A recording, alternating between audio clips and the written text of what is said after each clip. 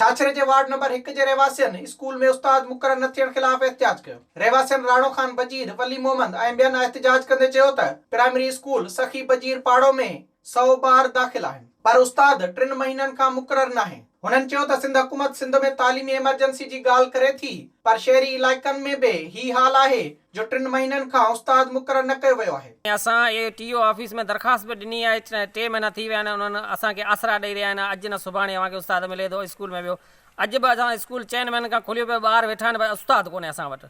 असांजो मुतालबो इहो आहे त जेके आला अमलदार आहिनि उन सभिनी खे इहो मुतालबो आहे त असांजो स्कूल खोलियो वञे ऐं स्कूल में असांखे उस्ताद ॾिनो वञे। असांखे उस्ताद ॾे, असांजे ॿारनि जी ज़िंदगी तबाह थिए बि 100 खनि ॿार आहिनि जंहिंजे लाइ को बि उस्ताद जे लाइ केर बि असांजी ॿुधण कोन आयो आहे। रहवासियन सेशन जज थरपारकर, डायरेक्टर एजुकेशन मीरपुर ख़ास ऐं ॿियनि वसवारनि अमलदारनि खे अपील कई त स्कूल में उस्ताद मुक़रर करे शागिर्दनि जो मुस्तक़बिल बचायो वञे।